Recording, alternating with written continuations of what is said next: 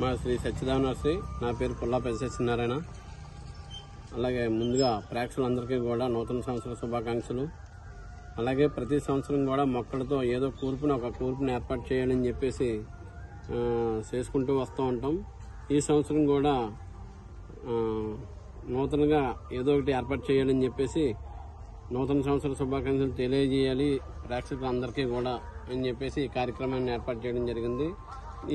ఈ కార్యక్రమానికి ఇందులో శ్రీ హ్యాపీ న్యూ ఇయర్ పలుకుతూ stay positive, think positive, stay positive అనే దృఢ సంకల్పంతో ఈ కార్యక్రమం చేయడం. అంటే ఏదైనా కార్యక్రమాన్ని చేయాలని చెప్పేసి తలుచుకున్నప్పుడు దాన్ని పట్టుదలతో చేయాలని చెప్పేసి చేసినప్పుడు అది తప్పనిసరిగా కూడా నెరవేరుతుంది.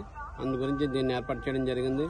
అలాగే ఈ కూర్పుకి అనేక రకాలైన మొక్కలు ఏర్పాటు చేయడం జరిగింది. దీనికి సుమారుగా 28,000 మొక్కలు పెట్టడం జరిగింది. దీన్ని 4 రోజుల పాటు 20 మంది కూలీలు కష్టపడి శ్రమించి చేశారు. దీంట్లో ఆల్తనంతర గోల్డ్, ఆల్తనంతర గ్రీను, ఎరాతియం, అమరంతస్ మినీ, కోప్రస్ గోల్డ్, కొలియాస్ ఏర్పాటు చేయడం జరిగింది. ముందుగా ప్రేక్షకులు మహాశయులందరికీ నూతన సంవత్సర శుభాకాంక్షలు. మన ఎన్నో సంవత్సరాల కళ, సుదీర్ఘ కాల దశాబ్ద కాలం నెరవేరుతుంది.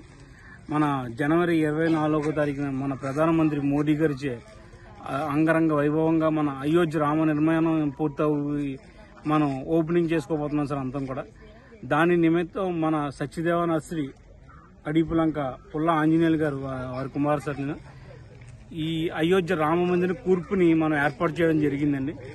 దీంట్లో సుమారు మనకి ఒక 50,000 నుంచి 60,000 దాకా మొక్కలు వాడాం సార్. ఒక 15 రకాల దురంత, ఇఫోర్బియా, శృంగేరి, ఇఫోర్బియా మిల్లీ, ఇఫోర్బియా సిటిఫోరా, ఇటువంటి కొన్ని ప్రత్యేకమైన మొక్కలు కూడా యూజ్ చేయడం జరిగిందండి.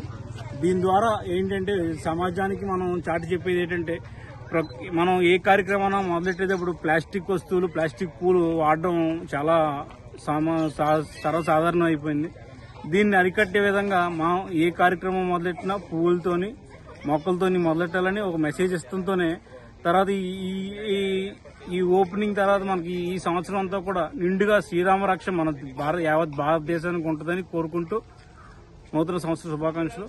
శ్రీ సత్యదేవ నర్సరీ పుల్ల ఆంజనేయులు. ఎంతమంది కూలీలు?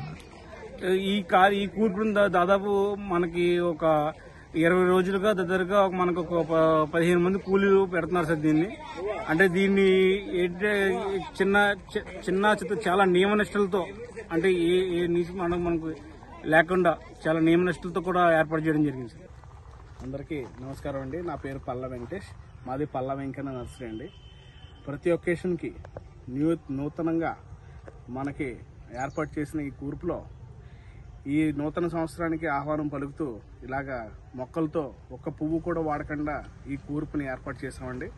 ఇందులో వెల్కమ్ 2024 అని పెట్టి శ్రీరాముని యొక్క బాణం రామ్ అని పెట్టామండి. ఎందుకంటే ఈ 2024లో 4 అనేది మన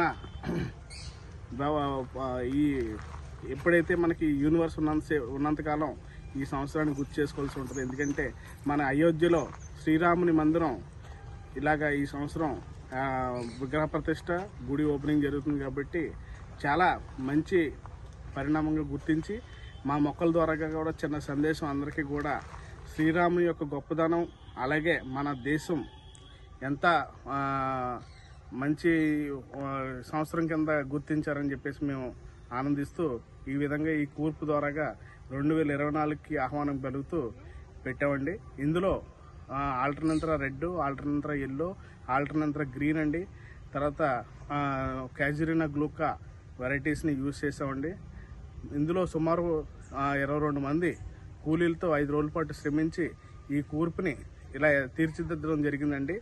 మెయిన్ కాన్సెప్ట్ ఏంటంటే మన శ్రీరాముడి యొక్క గుడి 2024లో ఇలాగా విగ్రహ ప్రతిష్ట, గుడి ఓపెనింగ్ జరుగుతుంది. కాబట్టి ఈ సంవత్సరం చాలా ప్రత్యేకమైన మేము భావిస్తూ ఈ సంవత్సరాన్ని ఇలాగా మంచి అందరికీ జరగాలని కోరుకుంటూ అందరికీ మరోసారి నూతన సంవత్సర శుభాకాంక్షలండి.